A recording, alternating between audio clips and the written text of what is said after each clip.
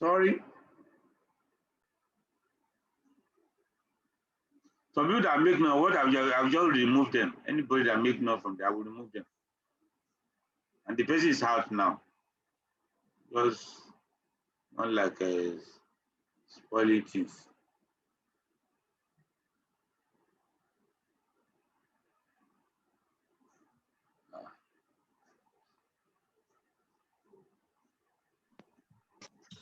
Yes, let me just try to share back. Okay. Yes, please, it's the same person. Please, mute yourself, please.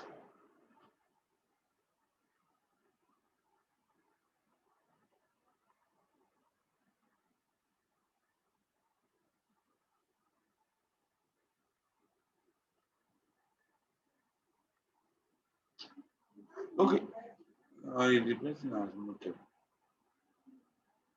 Please, you know when you are in a okay. I think we proceed. We see our further slide that show the differences because it's good for you to appreciate the differences and the similarities. This one is still the same graph, but if you come to the next one, you notice that you now have several graphs. So we have one that is T, we have one that is Z distribution, we have the T that has approximated Z distribution, and we also have T that have not approximated. So if you look at the lowest one, T with degree of freedom 10, and you see that's red. Then the blue is the T with degree of freedom 20 rather. Then when the degree of freedom is going to infinity, this sign is infinity. Once you are having something above 30 going up, or 120, 100, you will see that the Z, Z, and once you are having the degree of freedom around 120, the Z and the T, they are the same. So in that case, the degree of freedom is going to infinity. The T distribution will be perfectly like Z distribution. It's just like when somebody is 18 or 20, it's an adult. So you consider many other things. Biologically, the person is already mature. It's the same thing. So once the T, the degree of freedom reach certain level, the distribution look perfectly like said normal distribution. And you know the normal distribution, it is assumed that the degree of freedom is infinity because that one is only one. That is only one type of distribution. So T distribution cannot be better than Z distribution. It can only attain Z and stay there. Now, if you look at this, just to try to quantify it more, the third graph here, you will see that you see the T distribution with the degree of freedom 12, and we have the Z distribution, which is the normal distribution. You will see that in between minus 1.96 and plus 1.96 standard deviation, 95% of the area of the graph are in between minus 1.96 standard deviation and plus 1.96 standard deviation. But if you look at the T distribution with the degree of freedom 12, the 95% is between minus 2.201 and plus 2.201. The reason is very simple. You know that the T is flatter and it has a wider base. And that is why the 95% confidence interval for the T is quite different from for the Z. So it will be approaching that of the Z distribution as the degree of freedom increases, as the sample size increases. Look at the last one also, is still showing the same thing. Look at the T with N is equal to 30 and less than 30. Then N is close to 30. When N is 30, the degree of freedom is maybe 29, because 29 or whatever, or 28, because when you are dealing with two groups at the same time, so when the sample size is maybe 15, degree of freedom will be, 15 will be 28. So when the degree of freedom is less than 30, it's close to 30, and when it is less than 30, can you see? And once it goes above the 30, it will be approaching normal distribution. Now, this table, as I've said before, you don't represent continuous probability distribution by table. What we just have is a table of critical value. So this table of a statistical table, T table, they are not probability density function. But if they plot the graph there, the graph is a probability density function. But those tables are not, they're just critical value, because you cannot know all the possible value of any variable or of anything, of anything that, well, any phenomena that follow normal distribution or that follow continuous probability distribution. You cannot know all the possible values. All the possible values are infinity. So what you can have here is critical value. Here now that we know that the distribution, what this was just showing us is for each distribution. If you have, like now, the degree of freedom 1 to 1,000, it starts to telling you that they are trying to show you the distribution of up to 1,000, not 1,000 people, one type, some different type of T distribution. Are you seeing that? So 1,000. So the type of T distribution depends on the degree of freedom you can have. Can you see? So what you are now having here is the critical value, that is at what level, at what value of that statistic will you say, okay, 95% you are capture the middle 95%, leaving the remaining 5% outside, or one side 5%, depends, either 2 T or 1 T. Because what the statistician is, or researcher is interested in, okay, it is believed that majority that will have the desire or the normal, or we have the appropriate measure of what you are looking for, will be, majority will be 95, middle 95, or 95 to one side, that's 5%, while the remaining 5% are the one that have extreme value. And that what this one showing us is the critical value, the critical value of that statistic that will differentiate 95 and 5%. And this 95 and 5% is just what we show. It is also show if you are interested in the 98 and 2%, 99 and 1%, 90 and 10%, 80 and 20%. All of them are given here. Both 1 T or 2 T. 1 T means that the 95 is on one side of the graph, while the 5 is on the other side. Or this bigger is on one side, the smaller side is on one side. This is 1 T. The 2 T means that the bigger area you're looking at is in the middle. It's both sides. Why the middle? Why the extreme value will lie on both sides. Eyeglass. Oh, Samuel Ogo. Samuel Ogo, put yourself. So this was just showing table of critical value, and it's not only for 95%, it's also give for 98, 99, 90, but nobody use all those ones. Well, after 95, some people can use 99, but I can't see anybody in any research that do use 98, 90.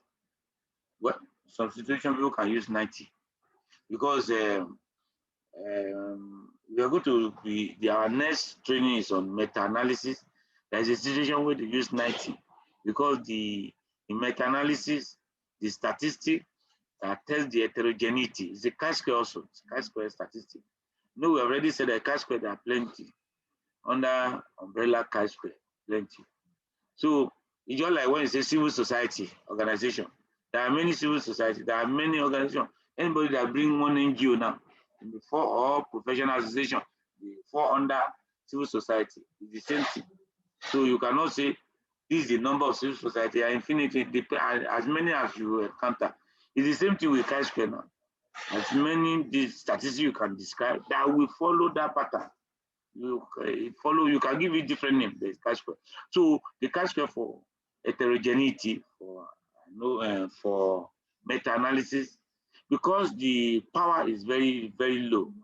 The power is very low. So sometimes they even use 10%, 90 and 10.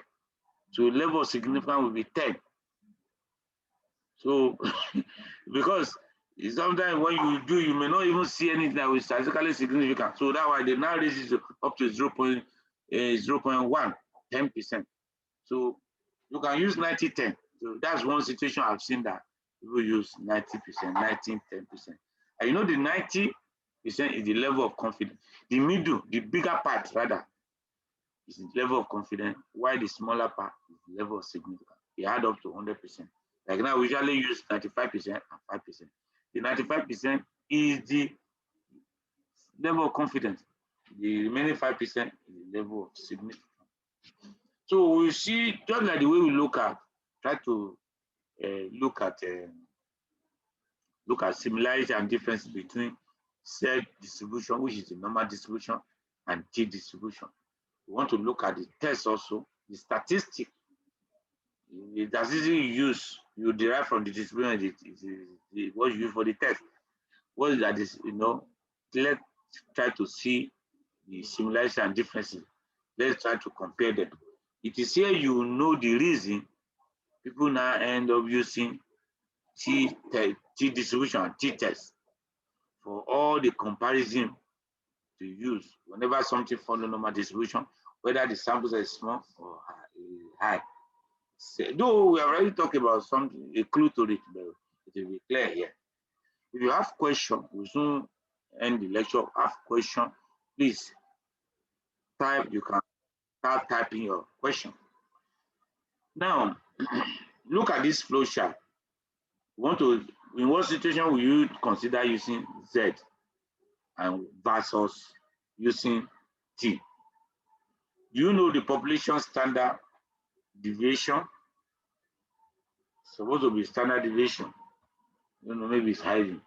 So if it is known, if it is yes, you have to still consider something. If it is no, you don't know population standard deviation. It means that you don't know some things about the population.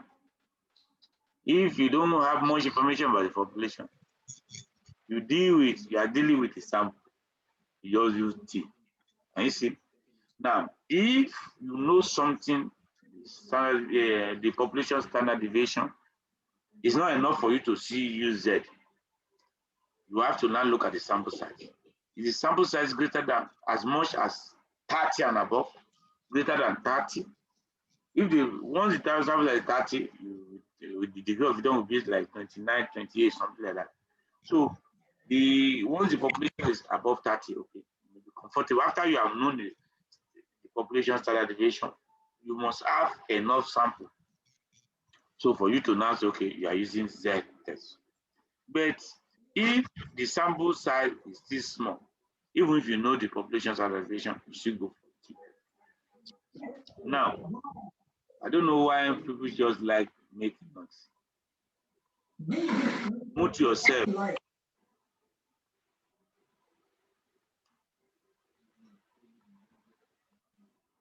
Okay.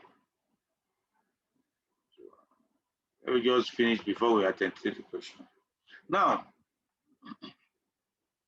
generally, Z tests are used when we have large sample size. We have already said that.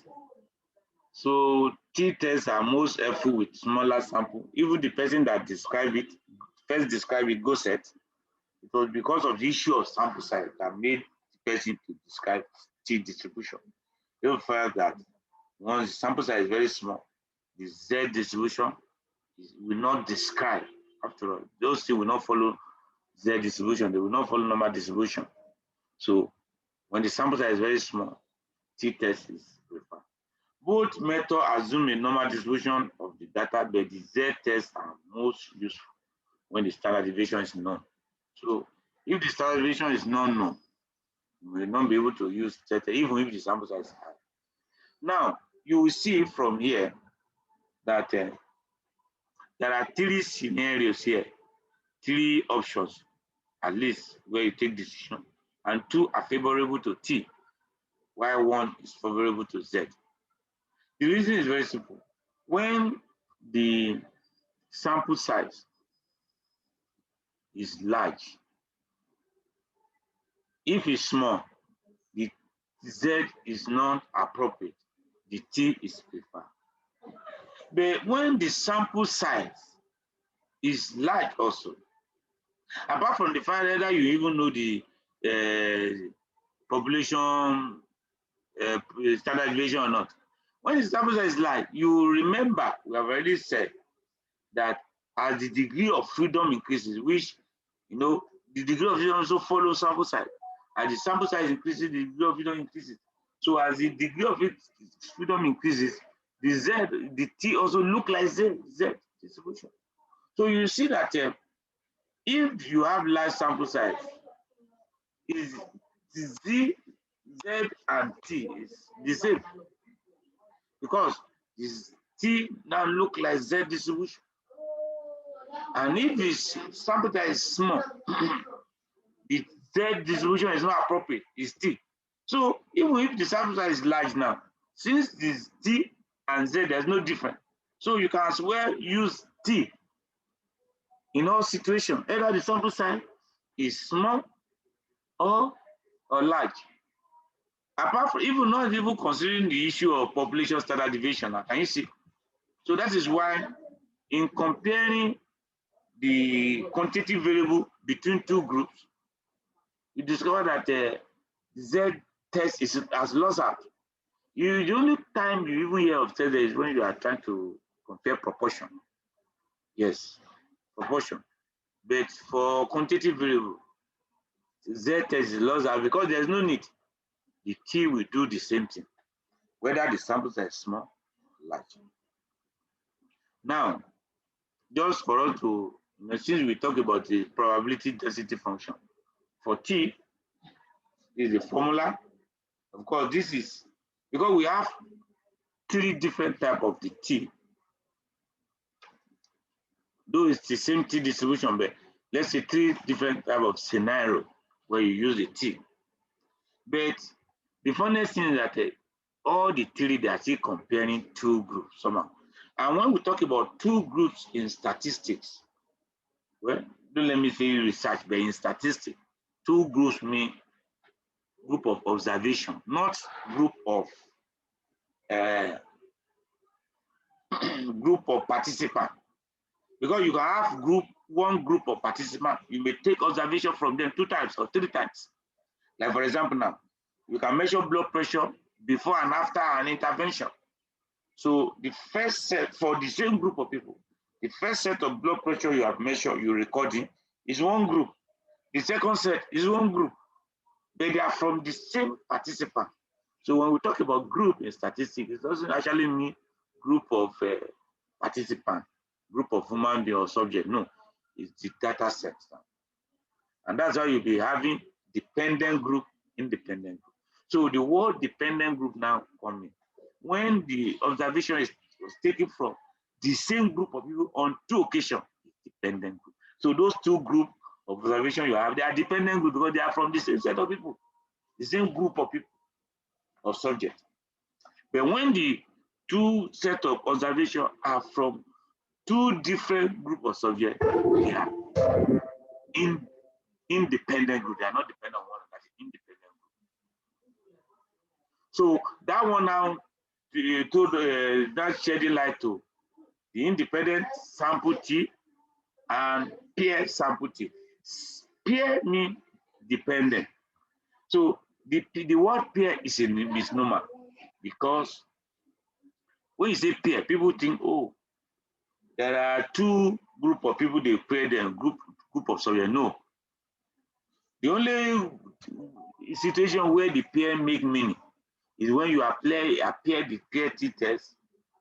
Or the only not make meaning, the only situation where the pair where it's close to the name is when you apply it to things that occur naturally in pair, like eye, left eye, right eye, left ear, right ear, all the teeth, and all the teeth where they are bilateral.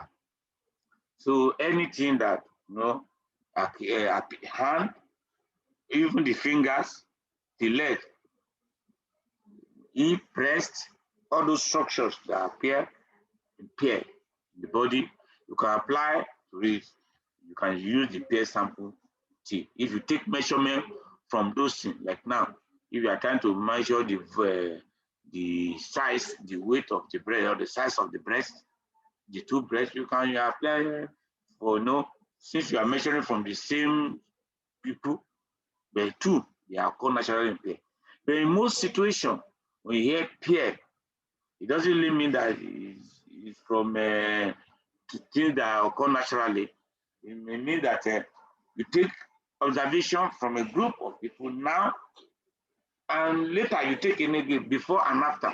So when you hear before and after, repeated measure, the same thing.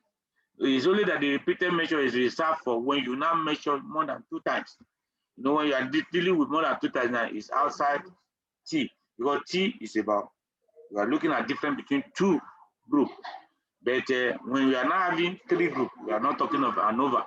So repeated measure, when you are talking of ANOVA now, if it is repeated also, it's independent. If it's dependent group, we call it repeated measure because you take 1, 2, 3, 4 as many times, more than 2 times, we call it repeated measure. But it's still the same logic because it's independent. So why is dependent? They are dependent rather. Why independent for different group of subjects? So when you use independent sample test is from 2 separate groups of boundary. Maybe when you say subject and control, they are different groups. Pairs is about the same group before and after. But one sample test, even though it's one sample, you are still comparing 2 mean because you are comparing with a summary in the population. You can have one group where you summarize, you calculate the mean, but you are now maybe work that has been done by another person before. They have quoted the mean. You now want to compare that your own with that one. So it's one sample test. Even though it's one sample, it's 2 mean you are comparing. The mean that has been is already in the population that have been published, which you got from literature, and the mean from the data you have, the one sample you have. So you can see it's still comparing 2 samples, 2 means. Let me call it 2 means. The only difference also between the dependent and independent, another difference, let me say another difference is that you're going to see it in the formula. Look at this one now. This formula, this function is for the independent, that is 2 groups. Because in the 2 groups, you're going to have group 1, group 2. So bar X is the mean. Bar X1 is the mean for group 1. Bar S2 is the mean for group 2. So they just be anyway, I will because it looks complex, it's not complex.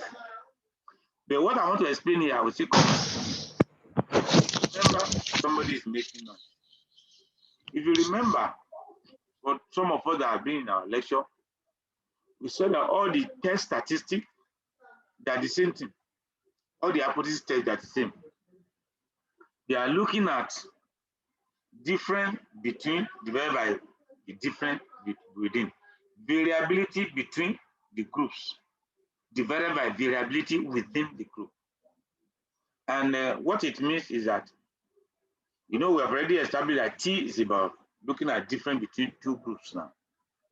Now, if you say the blood sugar of female 65, average blood sugar of female 65 milligram per dl, then for male is 60. You can say, okay, the averagely the difference is 5. But you know that That's just the difference in the average blood sugar between the two groups. But among the female, you can have some people that even have more than the male, less than some male, even less than the average for the male. Even the female that have averagely 65, there are some female that have far less than, even when you even pull the OT, the person that have the lowest maybe even be a female. But our groups still have the higher value. While in the male, where you are having, okay, the average is less than that of female. Even the person that have the highest may even be more higher than that of the female. Some people may even have high value more than some female. So that shows that apart from even grouping people into male and female, if you mix them together, the variability itself, so they may be different in the blood, in that measurement, the attribute you are measuring. So before you can say, when you calculate average value for two groups, before you can say that value, the difference you are seeing is a good difference, is a significant difference. It's something that is not due to chance.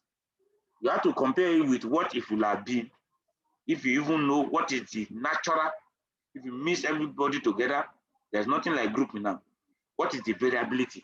Because if the variability within the group naturally is even far more than what you are now seeing between the two groups, why will you say there's a significant difference? And that is the logic. In fact, that's why T distribution, T test, is the best to describe hypothesis testing for people. Because the hypothesis is the same logic. And it is the simplest, this independent T is the simplest to describe, because when you now look at it now, that's okay. What do we do? The intelligent view now came, okay, let's just do something. Why not put the difference between the two groups, which is the variability between the two groups? Why can't we put it as the numerator and now put the inherent variability as the denominator? If you divide the two of them, if both of them are, when you divide is 1, it's telling you that numerator and denominator is the same. When you divide two things and it's 1, it means that both numerator and denominator are the same.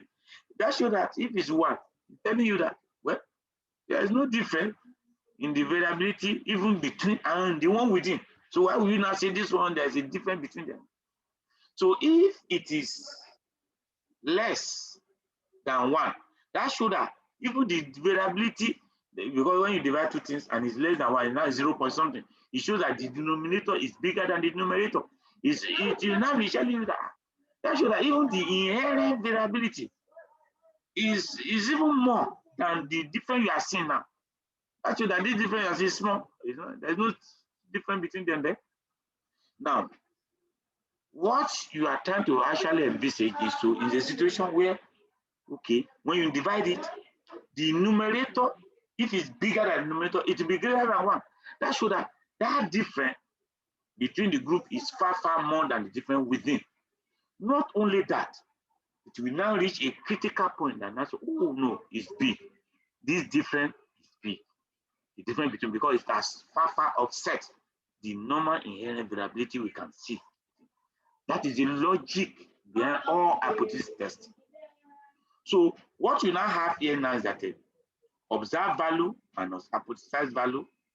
Hypothesized value means the value when no hypothesis is true, when there's no difference between the two groups. Know in the population what represents the mean for each population, mu1 minus mu2. So mu1 minus mu2, they are the hypothesized value, and it's supposed to be 0 because if there's no difference between both of them, see, no hypothesis, there's no difference between both of them. If one is 60, the other one will be 60. 60 minus 60 will be 0. That is why this, because observed value means observed difference, which is from your sample by x1 minus by x2. Then minus the hypothesized difference. This hypothesized difference is the difference, or what we will call expected difference also. Expected value is hypothesized value. So, which is should be 0. If you minus this one from this, they are the same, it should be 0. So at the end of the day, it's out of the equation. That is why it is out of the equation. The other part of it is if you look at this, when you say observed minus expected, hypothesized value, that is what is looking at the difference between the observed difference what your study has gotten. But the inherent difference is measured by the standard error. We talk about standard error when we're talking about now lecture on introduction to inferential statistics. So we talk about standard error when we talk about sampling distribution. Then in one of the lectures we will visit it again. So standard error is measure of the inherent variability in the population. Because the standard error usually tell you two things. One, if it is big, it's large. It may be telling you that your what you have calculated, your estimate for your sample is too far from the real thing in the population. If it is small, it's telling you that your estimate is close to the population parameter. No, your estimate is a statistic, but you are trying to estimate, it's an estimate of parameter. But what you can calculate is from the sample, which is statistic. But what you are interested in is in the population, which is the parameter. So if your standard error is small, it means that your estimate is close to the parameter. If it is big, that should have we are not sure if we are not too far from the rating. That is one aspect. The other aspect of the standard error, what it does is that if it is very big, it means that that particular attribute in the population is usually far apart. The value is far apart. Where if it is very small, it means that they are very close. Like if you compare height and weight, you know that height is closer in the population. The value of height is closer than weight. Weight vary more among people. You can have someone that's people that are very, you gather people now, you see people that, you see extreme people different of 30 kg, 20 kg in between weight of people, or more than that. But when it comes to height, there's not much difference in the height of people. So you see, the standard error for the height will be smaller than that of the weight. So, and that logic, that second one is what is used here. So the inherent variability, that is, if the difference in the value of this among the people in the population is not much, if it's very small, and this one, the difference you have gotten is large, of course, it will show that, okay, the difference is significant. But if the inherent variability is big and your difference is small, what does it mean? That difference you're seeing, that's normal thing in the population. That thing is just due, what we are seeing, just due to shares occurring. And it is this statistic they now extrapolate to p-value. Whenever the statistic increases, that is, you can confidently say that, oh, the value of the difference is big. That shows that the probability that this difference you have found is due to chance will be low. It's very small. That shows that the difference is, that shows that it will make your p-value to be small. So the more the statistic, the less the p-value, and the more significant, because the one this p-value is very small, it shows that that's the probability that your finding is due to chance. That shows that it's not due to chance. It's a real finding. So it's only Whitney-Hughes test and Wilkinson that are different from all other statistics in that sense. In Whitney-Hughes and Wilkinson, the higher the value, the higher the p-value. For it to be significant, the value of the statistic has to be going down for the p-value to be small. Those are the only statistics that behave that. Every other statistic behave in opposite. That is, the higher the difference, the lower the probability. So you look at the observation of expected difference is what you have at the numerator. The numerator is the standard error. So why this one? Standard error is actually standard deviation over square root of sample size. But because it's dealing with two separate samples now, it make the calculation to look complex. If it's not complex. So if it is for one group, now you're going to see it looks simple. When we get to the other one, why is this thing going to change?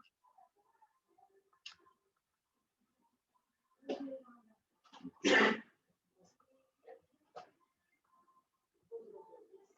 So I'm trying to change it. Okay, maybe it's because of this annotation. Yeah. So we have already talked about this. Look at this. Look at for this one now, one sample T. If it is only one sample, so the X, the difference you are, the numerator will be X bar, which is your sample, minus mu, which is X bar is from your sample, mu 0 is the one in the population, the one you got from literature. You are removing it from this, and just X, which is standard deviation over square root of sample size. So standard error is standard deviation over square root of sample size. Whereas the statistic you are looking at is just the difference between the group over the standard error. That is the difference between which is the difference you have gotten and the inherent variability, which is the standard error. So if you look at the equation looks simple here. It's because there are two groups at the same time. So S standard deviation over square root of sample size is what in trying to accommodate, to change formula. That's how they just okay. If that is the case, this one will be standard deviation for this group 1 over square root of sample size for group 1, standard deviation for group 2 over square root of sample size. For you to now, you want to extend the square root above both of them. This one that didn't have square before, you have to square them because they are under umbrella of square root, which were not for them before. But this one, they were under square root before. That is just it. So there's nothing complex there. And if you are not, you don't actually need it, except those who that are doing masters that they still force you to be cramming it. But normally, I would rather want you to know how to use the software to use to do justice to it. Now, for the last one, which is the pair sample.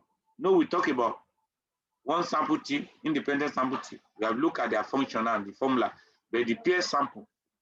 The difference between here now, another difference between the pair sample, which is the dependent sample, and the independent sample is the difference you are trying to look at.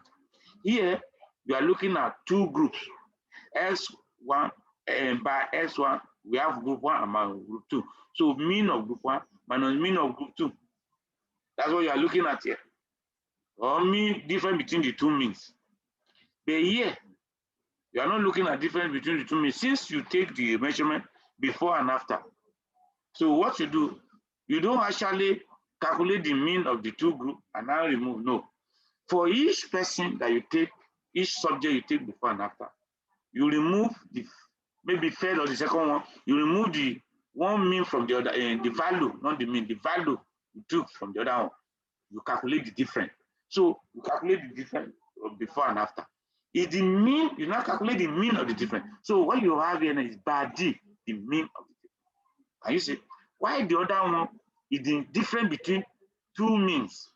You have two means, you look at their difference. Mean of this one minus mean of this one. That's the difference between two means. But this one is the mean of the difference. You have to first of all find the difference between the two values they take before and after. You now calculate the mean for each subject. You now calculate the mean for all of them, which is the by D, all over standard deviation of the difference over this sample size. So I think we stop here because this one just to give credence to what we do. It's just for us to look at the T distribution as a continuous probability distribution, how it differs and how it relates to normal distribution. So I take question now. I know that somebody chatted their time. Thank you, sir. Please, what was your explanation of the use of 90% in meta-analysis? And when we get there, because we are going to do it, so make sure you are around. So I said that the power, the test for heterogeneity is the power of the test is very low. So if the power is that shows that it cannot detect the difference. It may not, if the difference is there, it may not detect. That shows that when you do your p-value, will not almost all the p-value will be above 0.05. You won't see any difference. You won't see the one that the p-value will be a less than 0.05 for you to say, oh, there's a difference. So because of that, now let's jack it off. Instead of why should we really pin ourselves to 0.05? Let's choose 0.1. That instead of using 5%, which is 0.05. You now use cutoff of 10%, which is 0.1. So that at least if there's anything between that, at least up to, if something is 0.09, you can say it's significant. That's what it means. Oh, there's a difference. So that's what the explanation I give. So the meta-analysis is going to be an eye-opener because a lot of things, there are a lot of things you will learn through that meta-analysis for people that will make themselves available. Please, sir, can you explain the two different distribution curves you had highlighted? Which one again? Which one?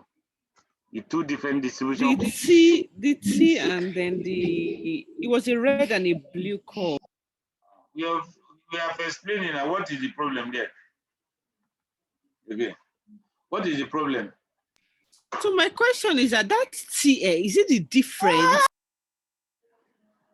Okay, the T, okay, I've already said it before. The T you are plotting is the difference between two means. Two groups, let's say the mean of, let's say two groups, because it's tricky. If you look at it, that's why I want to show the formula also.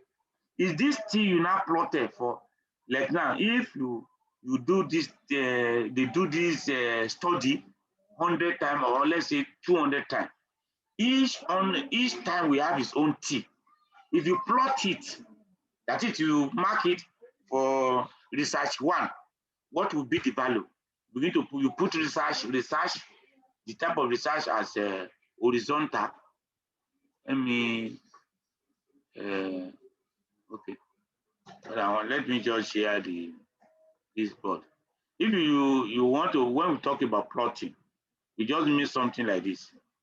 If let's say another do this research 1, research 2, 3, this is the number. So you have many researches like that. So, and you want to know their T. This T, let's say this is the T, the value of the T. So what we are saying is that you may get something, maybe the T, maybe you calibrate now. This 1, 2, 3, 4, 5, like that. Or maybe you calibrate 10, 10, 5, 10, whatever. Let's say here, this person gets is 2, around 1 point something. Mark here. If this person is this one, you mark it. If this person is this, you mark it. If another person, what we are saying that as the, okay, sorry for that. Let's say this one is the sample size. This is the sample size or the degree of freedom. It will be the degree of freedom. So as the degree of freedom increases, they say the value of the T will look like normal distribution. So the issue is that the shape, when you plot it also, if the sample size is large, it will look like normal distribution. But if the sample size is low, it will still be symmetrical like that. It will, like normal distribution as per the shape, but it will not be as tall as the normal distribution. That's what we are saying. So the T you are calculating is different between two means. That's the question you are asking. It's the difference of two groups. And yes. I've talked about the different scenarios, which we are showing somebody is making noise. Who is that? Maybe it's Dr. Oluwaseun. Now, the difference, I've already said that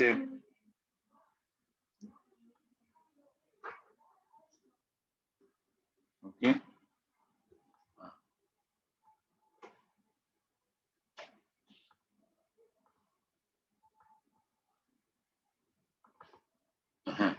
Yeah, we say we have one sample, independent sample, pair sample.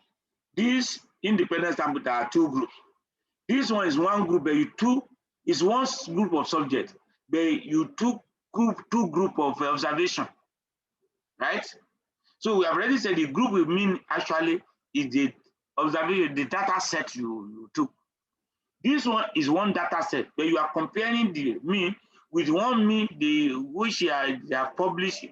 But that one was a data set also, was a sample when somebody did the work, but you don't have access to the sample again. But you have the summary that this is the mean. You are comparing it. So whichever way you are comparing to. So the T distribution is more like a sampling distribution. I mean, for you to calculate T, to come, you must have taken a sample. But Z is not like that. Yes, you can take sample just like we will compare what T can do, the Z will do also. But we have already told the reason people prefer using the T. So you can use the Z also because the difference between two groups can follow normal distribution also. But apart from that, even each variable itself follow normal distribution. Can you see that? So all this continual probability distribution is Z, no, all this other one apart from the Z distribution, apart from normal distribution, like T, F, chi-square, all of them, they are sampling distribution in the sense that you cannot say you calculate one, you say you do your weight now, you say what is the chi-square for your weight? Is it possible?